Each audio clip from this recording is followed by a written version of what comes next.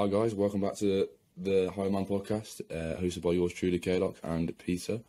Good to be back. It's currently Friday the 16th of December, 9:11 a.m, 9:12. This is episode 20, I think. It's going to be a short episode today. Me and Peter are kind of busy, so we're just going to kind of throw a few ideas out there, discuss them from our own intuition, and get stuck in. But how are you doing today, Pete? All right? Yeah, I've been pretty good. I'm just checking what episode number it is, because was it 19? Today's 19, because you said 19 last time, I think. So. Oh, was it meant to be 18? I think today's 19. Yeah. I need to keep a check. Yeah. But yeah, I'm pretty good. Looking forward to the episode as always. Yeah, good. So today I haven't really got like a deep theme that we've been able to like research and stuff. So we're just going to discuss we're going to discuss a few ideas from what we think about them. And the first one would be, well, for me anyway, the question I have was, why do stories capture attention and connect messages to people more so than like instructions and guidelines? Like learning about life through stories can seem a bit more easier to kind of keep your attention and easier to connect with, rather than like having an instruction manual, like you need to do this and that. So what do you think the importance of that is, Pete? Yeah, well, I think as humans, we're not really rational beings. We're more emotional in the way we see things and the way we understand the world. This is something we spoke quite a lot about during I think it was the episode about religion, about how the reason religion is kind of human universal and it resonates with people is because people understand the world through stories. And yeah, I think stories are quite impactful for that reason. Whether, maybe a big part of it is, there needs to be some sort of drama or narrative to provoke some emotion in order to have an impact on people, whereas just giving people a set of rational facts probably won't have the same impact as the story will. Yeah, that makes sense. So evoking some emotion means people can actually connect to it. Yeah. Rather than just being a blank face that's like, okay. Yeah. I think an important thing to understand is that we do make decisions, as much as you can try to be rational, we do make decisions based on emotions, and narratives can sway us in that direction. And I know in like marketing and sales, the first thing you do is you do something to provoke emotion. And then once you've already got the person you're selling to like emotionally invested, then that's when you give them some like facts to back it up, to build some trust.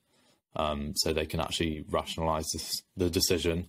So the case isn't that they hear rational information and they make the decision based on that. What happens is they make an emotional decision and then they use facts to whichever facts suit them to rationalize the decision. Yeah, right. Do you think that's maybe why this might be a bit of like a long shot, and maybe I don't know enough about it, but do you know how like people get radicalized? Do you think it could be something that technique might be used? People that want to radicalize people, they kind of create all this emotion and like these strong feelings, and then if you just have like a set of facts, you can kind of skew those to suit the narrative that you want. So they create all this high intensity emotion with these people they're trying to radicalize. Then they present these set of facts in such a way that it suits their own narrative, so it makes their ideology more believable. Do you think that's kind of where that comes from, or? Yeah, that sounds exactly right. Like seems like people would get radicalized definitely because of emotion, and yeah, whether it be hatred for a certain outgroup or for whatever reason, but yeah, that definitely seems like how it would work. Yeah. Yeah, what was I going to say? Do you think though, like when it seems like it's important to tell people and teach people like different, I don't know, you could say ways of living, or you teach people different lessons through storytelling. Like it seems like there's quite a fine line between the balance of presenting actual guidelines and giving them like a narrative that's interesting. Like, for example, I've just started reading a book called The Alchemist by Paul Coelho. I think that's how you say his name. And like, it's going to be like a world-renowned book about this boy who goes on an adventure and sort of finds his like call for adventure, and like goes out and like challenges himself to do it. The book's like interesting so far, but like I can definitely see in parts of it where there is like the easy to read, oh, this is an example of having courage in like an unknown area when you're in a new strange place. But I feel like if a book became too focused on trying to teach these lessons, it wouldn't be able to capture the attention. So like, do you think it's difficult it's like one of the difficult things for an author to do is keep the attention and present a fact, especially over like the length of a book? Yeah, I think that'd definitely be something difficult, particularly I guess for non-fiction authors who they're writing the book to convey some sort of information that they're trying to get across, but that often requires like lots of anecdotes, for example, to demonstrate a point, and trying to provoke change in the person who's reading by provoking emotion and then presenting them with the facts and protocols or whatever it might be. But if you're not able to provoke some emotion by telling them why something's valuable, which, you know, as we were saying, it's more effective to do that through provoking emotion than it is just presenting facts, although facts have a role in allowing them to rationalise the way they feel. But ultimately, you need it. That's probably where the skill of being an author comes from, being able to provoke emotion with the things that you write. Yeah. What do you have to say about maybe like, we've discussed, like, I think we definitely have discussed like Jordan Peterson kind of dissecting all old biblical stories and like the meaning that they have behind them. Like, do you think that humans sort of have this innate ability, probably subconsciously, to like understand the moral of a story?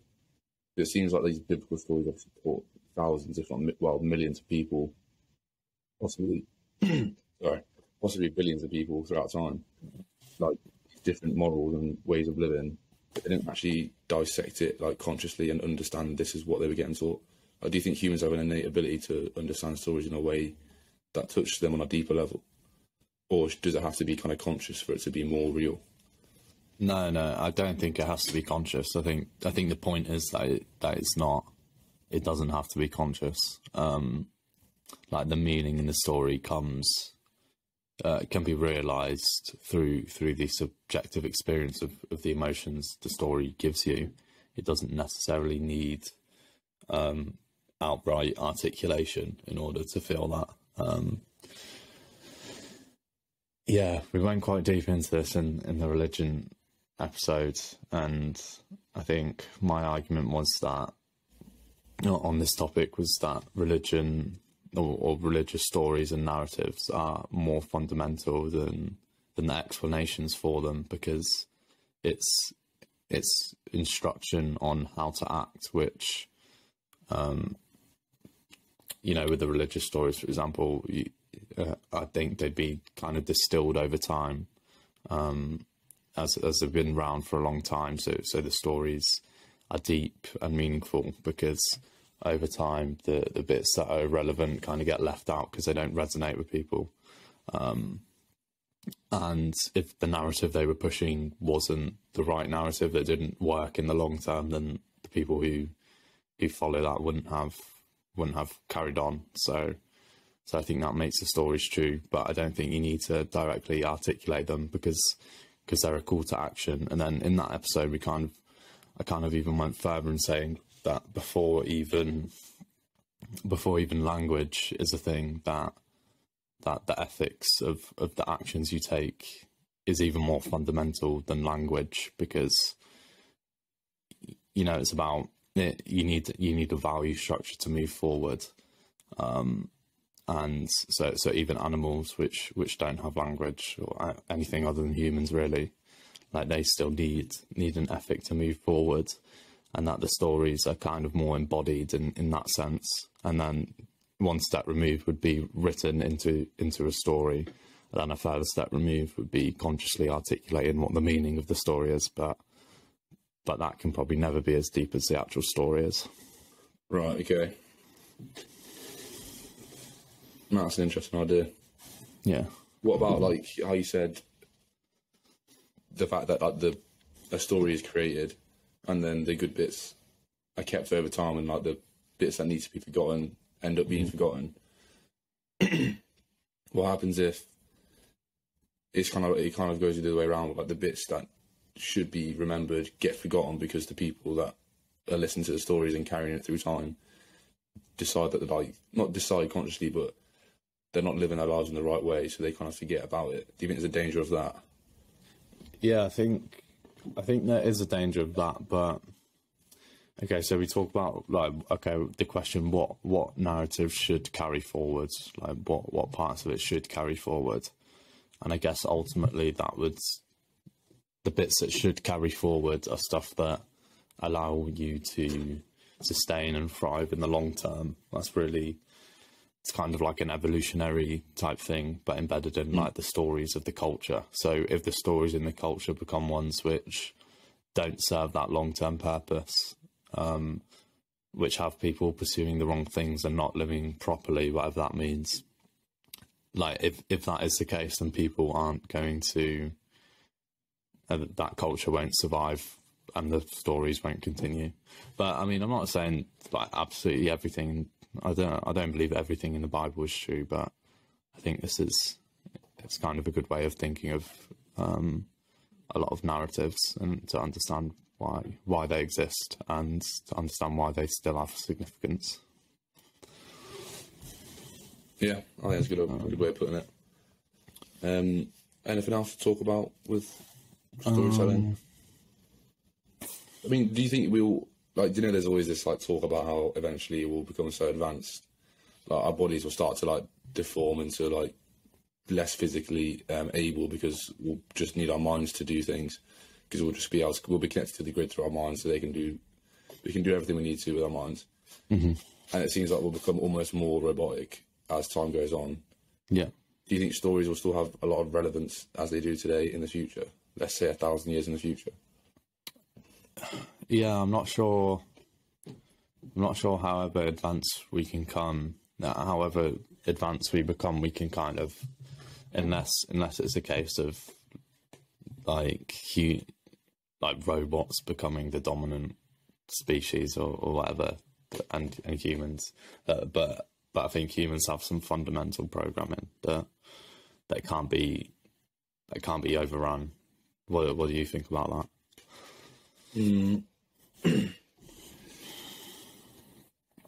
I don't know. I feel like even if we got to a point as humans where we kind of stop talking and stop storytelling, I think we'd only get to that point if we had, like, the Neuralink chips in our brains and we kind of just downloaded everything and listened to music, communicated telepathically. But on that basis, I feel like it could be a case of, like, when you're born, or like when you're of age, when you're, like, conscious enough to be able to understand the world, you almost just download all of these stories and you just get the stories onto your hard drive within seconds, and, like, the morals and the, like, meanings behind the stories are understood straight away without you even having to, like, consciously hear each word of the story or consciously, like, read each word. Yeah. So it could be a case of, like, you just download the story and the meaning is just ingrained in you straight away, and then you learn from it instantly, which would be pretty interesting. And it seems like if you could do that, you could probably download every single story ever told and probably find the true meaning of life. But I don't know if you could even do that, but that's, like, a bit of a whole topic itself. Yeah, I've got a couple of thoughts on that. Because firstly, if you were to download, like, an infinite amount of facts, I think it comes back to the point of you can't necessarily derive values from facts, because there is an infinite amount of facts, and how much you choose to weigh each of them is somewhat of an ethical decision, which it's not inherently determined by the facts. So whether people's beliefs you can control by giving them an infinite amount of facts, I still think their beliefs require some subjective decision making, which can't necessarily be turned down to facts. And also perhaps this Neuralink could actually control people's beliefs, but that seems like a really dangerous thing to me, that it could literally, you could download it and it would control people's opinions on things. If it had some direct ability to that, do you think that could be quite dangerous? Yeah, I think it could actually. Now that you said it, I never really thought about it. I always thought of Neuralink kind of as just downloading information and giving out information again. Yeah, it's just, I think the answer is I just wouldn't know, and based on the fact that I don't know anything about neurochemistry realistically, but also based on the fact that neurochemistry knows nothing about the brain compared to what it does know. But when you're saying about ethics, just knowing facts doesn't necessarily mean you understand what ethics are. So maybe if in Neuralink simply give you this information that probably is skewed to one side of the coin, doesn't necessarily mean that your ethics will align with that. So when you said it, I kind of made me think, does ethics almost have to come from the act of trial and error? Like having these ideas of what life should be, but living out life with those in mind helps you test them and see if you think they're believable enough to want to live your life by, and if they're right. So it seems to me like ethics need to almost be acted out for you to actually believe in them fully. So, and Neuralink can't necessarily just make you into a robot and make you act out these things. Yeah, I mean, people can certainly have beliefs without acting them out and without actually testing them. And this is what we talked about in the social justice episode, how the danger with that is thinking you understand how the world works, but because you have this abstract theory about how a utopian world would be, but there's no way of ever disproving that or proving that.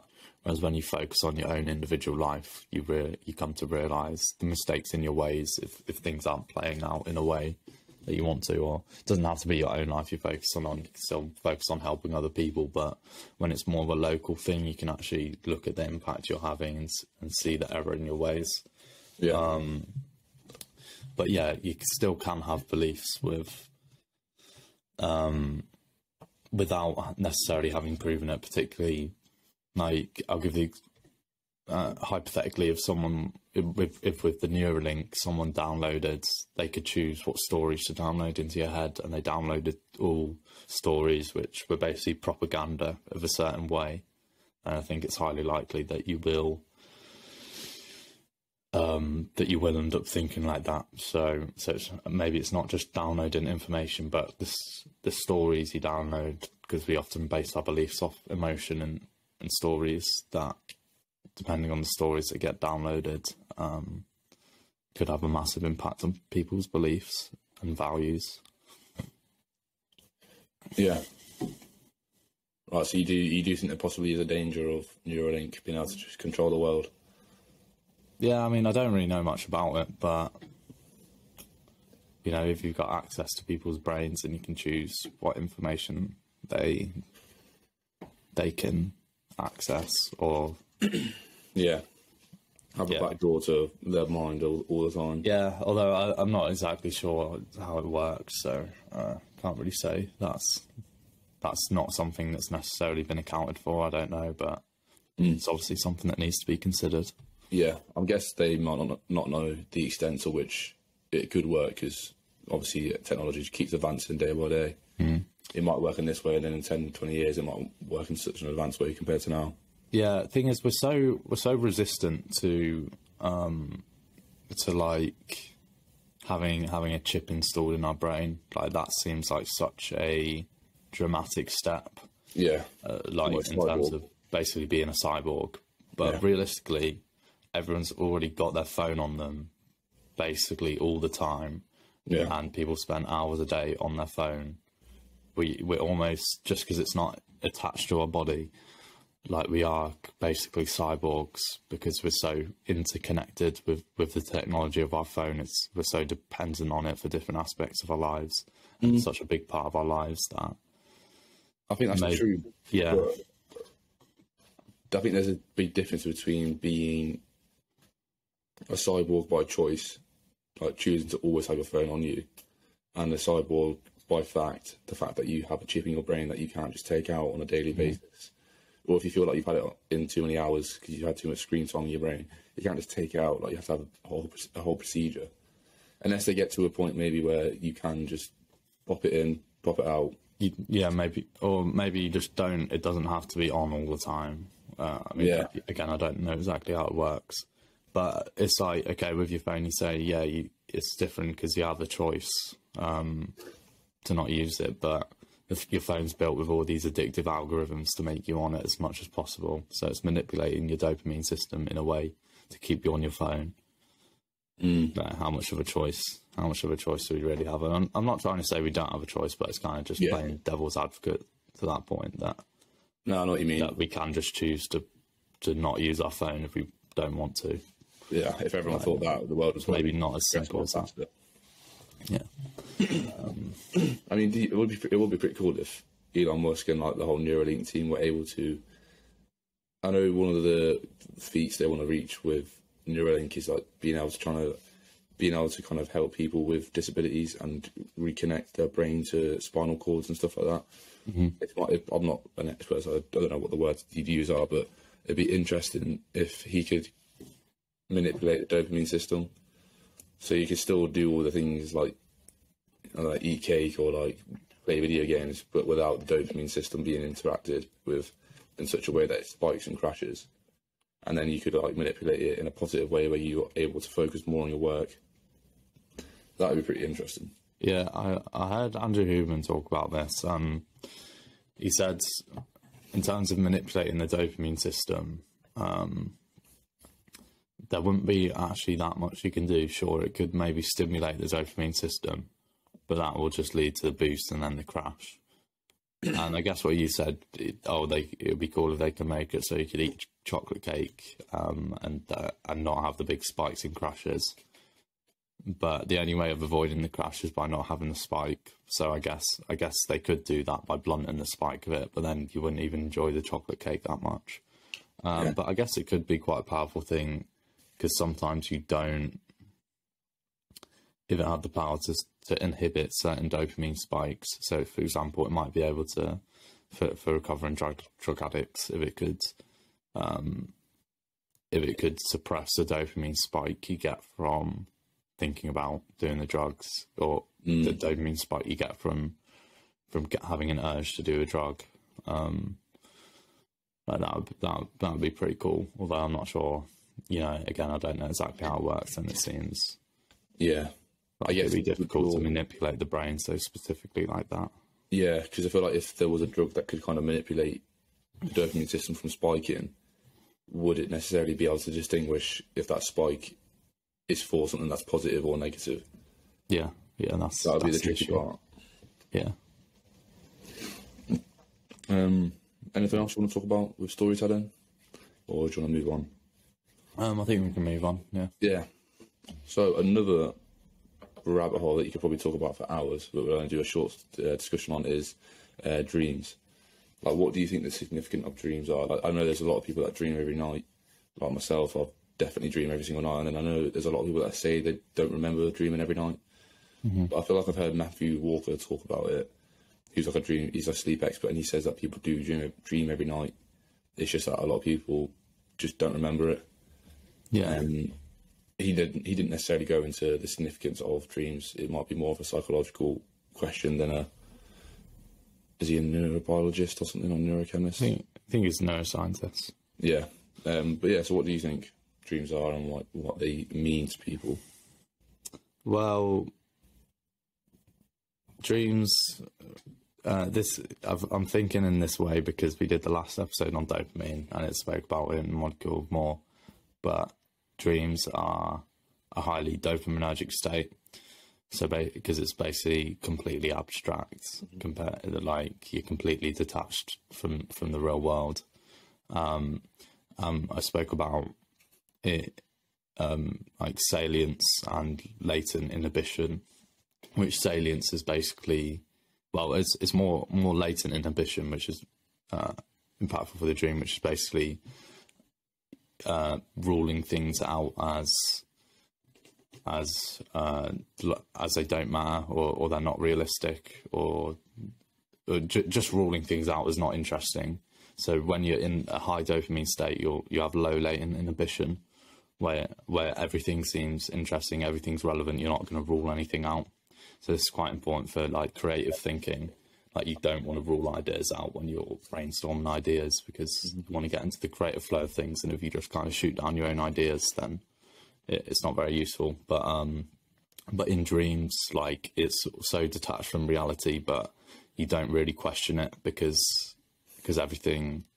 this low latent inhibition makes you not question it, not rule it out as insignificant when you're in that dream state. So what I've heard about dreams is that you are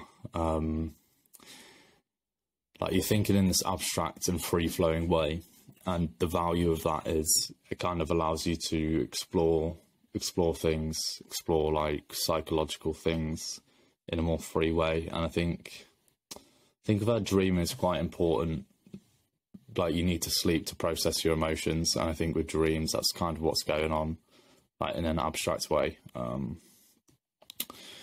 But I don't really know enough about that to say more than that. What do you think about that? Yeah, I think you're right when you say it seems like you need a dream to be able to process your emotions. And like, one thing, I don't want to butcher the way it actually works, but one thing I know that when it comes to like trauma, I know that when somebody, from what I've like heard, I don't know if it's 100% fact, like when someone has PTSD, what happens in the brain almost is they have this experience, and then instead of the experience getting lodged as a memory and like processed in another part of the brain, the like pathway to that happening kind of gets blocked by the intensity of the trauma, I think. Right. And this memory this trauma doesn't necessarily get logged in the right area of the brain as a memory. And then maybe that's why a lot of people with PTSD can't sleep very well, because they're trying to process these emotions and stuff, but because it's not in the right place in the brain, then it's not being able to be processed and finished with. So they always have this recurring dream of like the same thing happening. Mm-hmm.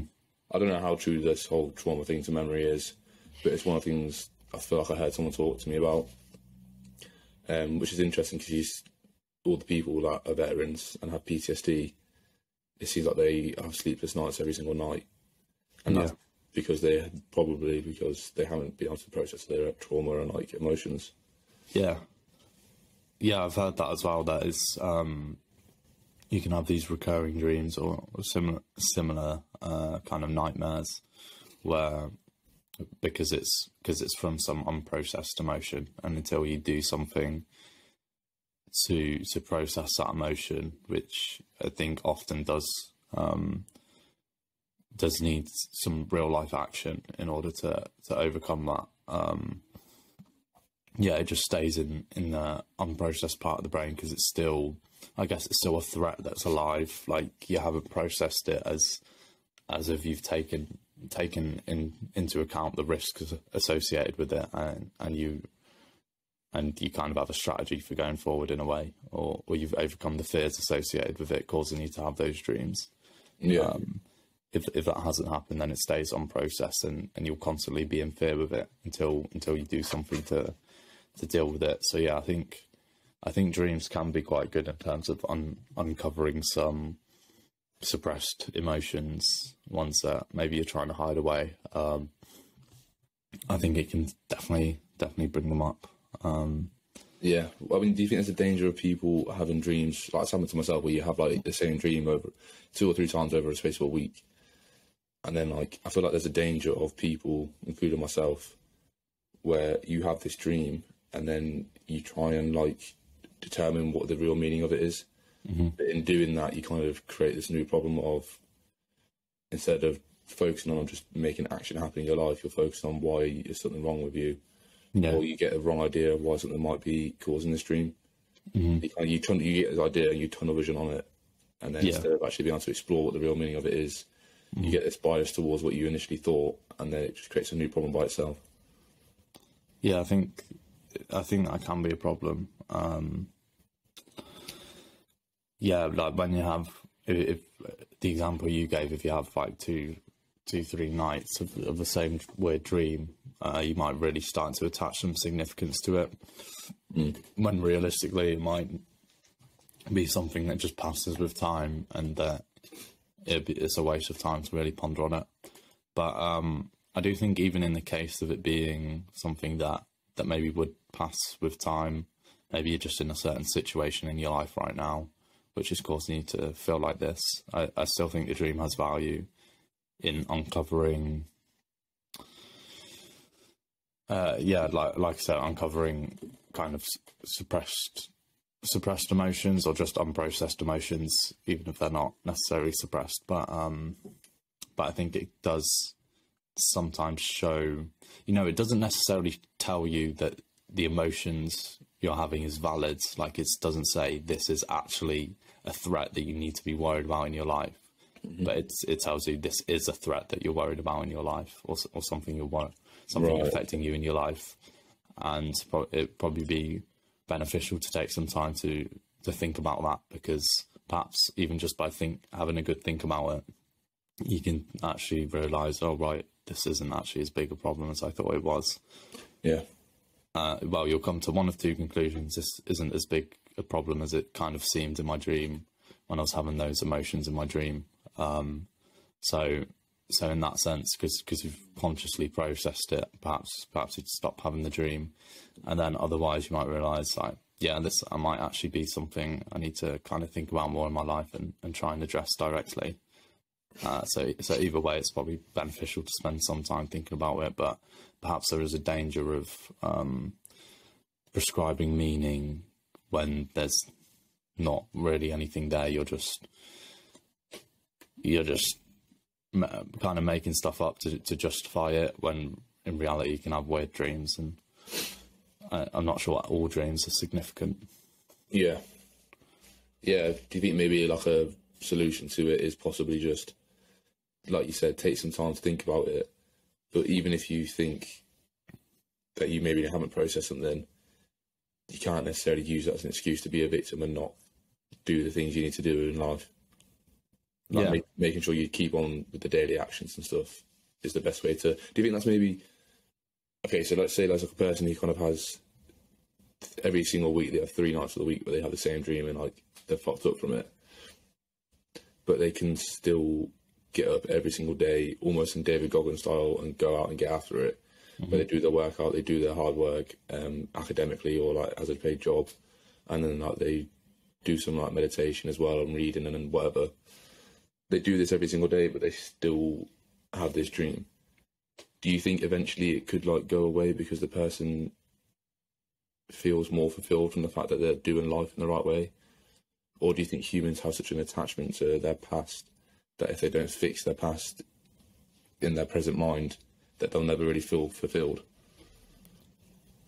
Yeah, I think perhaps either of those scenarios could play out. Perhaps the dream is kind of just a reflection of they're not really happy with where they are in their life, and then they put a bit of work in, just pursuing what they want to, and like the goals that they've deemed important, and simply, the dreams could just be indicating that you're not satisfied with your life, and there's some things you need to address. But I definitely think that is possible in that situation for the person to do everything right, but there still be some sort of underlying unprocessed emotion that probably can't just be ignored until it leaves. It probably needs to be directly dealt with.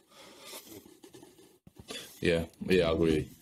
It seems like as humans, if we have this like traumatic experience, it almost inevitably creates a void. And for a lot of people, like, they can probably get over it quite soon and rapidly, but there is inevitably going to be a void. Some people it gets filled quick, but a lot of people maybe it doesn't get filled as quick.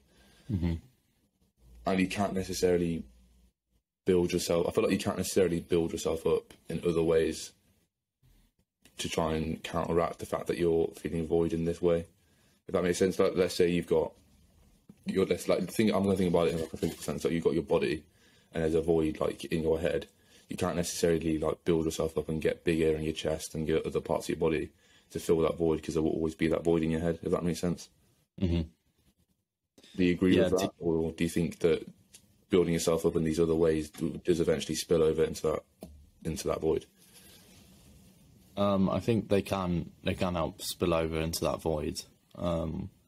Like an example might be like dating and trying to get women or whatever. Like that could be an area of your life that you're not really satisfied with, but it might take a certain amount of time of working on yourself to actually like make yourself attractive to make that happen. So in a sense, it will spill over. But I think there could certainly be other things, even in that situation where simply where avoiding it and working on other things won't necessarily help you. Right. So you could work out, become physically attractive, get a good job, and become financially independent, and those things make you attractive in the dating game. But if you're just not even focusing on the dating game, if you're ignoring that desire to earn, you might have rationalizations to avoid it. But if it continues over time, then it's probably something that needs to be directly looked at. Mm-hmm. With dreaming, so you said you dream a number of times a night, but you don't necessarily remember all of them. Like most of the time you won't. Well, like I have a bit of experience with lucid dreaming. So basically to lucid dream, you basically need to do two things. One is, as soon as you wake up every morning, you write down the dreams that you remember. And if you don't remember any dreams, then you just say no dreams remembered. And when you make a habit of that, you will start to remember all your dreams from the night before. Like 4 different dreams a night, or however many dreams you had. And then the other thing you need to do in order to start realizing you're dreaming, I mean, there's different methods. This is the way I did it, but you start doing reality checks. So the one I would always do was I would shove like my thumb through my hand like this. Yeah. And if it was in a dream, then it would go through my hand. But basically, you make a habit of doing that throughout the day whenever you think of it. So if you're doing it like 10, 20 times a day, just doing this, like eventually in your dream, you'll do it. And then you'll be like, oh shit, it went through, I'm in a dream. There's different ones as well. Like in a dream, if you look at a clock and then you look away and then you look back at the clock, the time will be completely different. Right. Yeah, there are other ways as well. And to be fair, after I was doing it for a while, I would lucid dream quite often. This was after I stopped kind of trying to do it, but I would lucid dream quite often because I'd be in a dream. And I think because I had some experience with it, I just think about, like, hold on a minute, like this doesn't make sense. So perhaps your reality check could just be several times a day, just thinking to yourself, like, where have I been? What's happened today? Is this realistic? And then if you're hanging out with fucking Joe Rogan and Dan Bilzerian, then you're like, how have I ended up here? This is probably a dream. But yeah. They're your 2 icons in life. Sorry? Are they your 2 icons in life? I mean, not necessarily, but I did have a dream once where I was at like a party or something with both of them. Nice. That's just pretty cool. But that'd be a good party, to be fair. Yeah, I don't think I did realise though, and I woke up in the morning disappointed. But well. Yeah, it feels weird though, because like when you lucid dream, you literally feel awake, and like it's like, when you lucid dream, does it at all affect the quality of sleep you have? Does it kind of make you feel like when you wake up, does it make you feel like you have less good quality sleep? Maybe. I'm guessing because it's still in the dream state, but I don't know. Yeah, it's quite often I'll wake up after a lucid dream. Like during the dream, I'll wake up during the dream and then have to go back to sleep, whatever. But I wouldn't say it interferes too much. I did. Well, I think the reason I ended up stopping was because it would make me have like sleep paralysis sometimes, or some form of something similar to sleep paralysis. But basically, I'd get stuck in a dream, and I'd be in the dream, but then my senses, because when you're sleeping, your actual body is paralyzed, like you can't move your body, or else you'd be like sleepwalking all the time. But I'd still be in my dream, but then my movement would go to my body, so I wouldn't be able to move. I wouldn't be able to make any noises, and it would usually happen in some sort of scary situation. And then I'd be trying to move. I'd be trying to move and trying to make noises, and then like as soon as I break through the dream, I'll just wake up and then just shout or something. So yeah, that's kind of why I stopped. Do you think the reason it feels like it's a scary moment, like it's happened to me loads of times, the worst is when you're on your side, you're just trying to move your shoulder a little bit, and you finally do, and you fall off the bed. But do you think it only feels scary because you're paralysed, or do you think there actually is there's some like scary entity in this area in your dream that gives you this fear, or do you think it's just fact that you just, because you're paralysed, you're like, fucking hell, I'm paralysed, fuck? It usually always happens for me when something scary is happening in my dream, like if I'm running away from some scary monster or something, then I'll freeze up.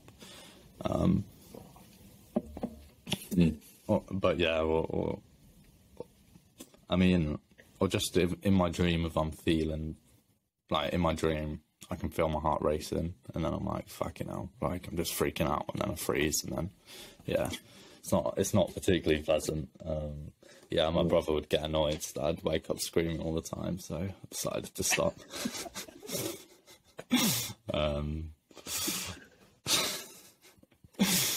But yeah. Oh, good old days. But yeah, lucid dreaming is pretty fun. It's weird because it feels so realistic, but it almost feels realer than real life sometimes. Yeah. To be fair, I'd say not every time. Like sometimes it feels like I'm kind of not fully deep in the dream. I'm kind of like half in the dream, okay, like half asleep. But usually in that case, I will just end up waking up if I'm trying to like force it. But yeah, sometimes it just feel like, fuck me, like I'm flying right now or something, and it just feels completely real. But I guess normal dreams feel real, but just if you're not a lucid dreamer, then, and you're not like writing down your dreams, for example, you're less likely to remember it. But yeah, it's pretty cool. I mean, it's pretty fun. I mean, people talk about how lucid dreaming can be a powerful thing if you learn to use it. If you learn to like do things in your dream, like for example, if you were to learn to spar in jiu-jitsu or whatever, in theory, your jiu-jitsu would get better. Or if you worked out in your dreams, then you get stronger in real life. And I do think it probably works, to be honest. I think with techniques, but actual strength, I don't know. Unless you just sleepwalk push-ups. I think it could increase your strength. Strength is.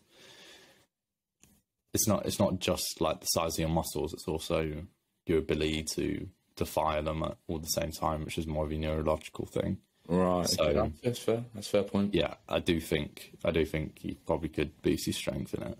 But it's interesting. It's something that Andrew Tate talks about. He says he lucid dreams and he works out in his sleep. But I've heard other people talking about it as well.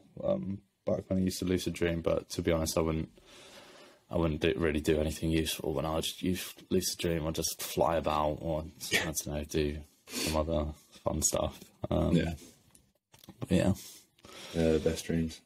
Yeah, my housemate Jay, he was saying, imagine if like the dream state was the real state that the universe is, and then we just wake up and we're in this state that isn't actually the real state. Mm. And like the dimension that is the one that is real is the dream state. But it's almost flipping it on its head, like this is the dream state right now. And when you go to bed, that's when you really wake up. Yeah, it's an interesting thought. I wouldn't say I believe that, but Nah, it's just not. Damn it. Well, yeah, seems like dreams are too logically incoherent to be real. But maybe that's what life is, though. maybe because it we're is. rational beings, we have to think about things in a rational way, whereas life is just these abstract happenings that do not make sense. Yeah, I guess so. Perhaps, you know, you're dreaming your normal life, but then after we die, we wake up and we're just another being, and this has all just been a dream. Yeah. Again, probably not, but interesting to think about, I guess. You never know. Shit, that's going on. You can tell I've been a lazy bastard recently. My alarm is set for 10 a.m. But anyway, yeah, that's 10. That's almost 10 a.m. now. So Yeah, we've got to get off. probably wrap up. Any closing thoughts about storytelling, dreaming, anything else? No, I think I've said everything I want to say. Yeah, been an interesting discussion. We probably could go into each of those for hours if we do a bit of research. Maybe it'd be interesting, to be fair. We'll maybe talk about dreams, and in the future I've got an idea we could discuss behind the camera. But yeah, thank you guys for listening. Much appreciated. Please check us out on Spotify if you like. It is currently 9:58 a.m. I thank you. See ya. Bye.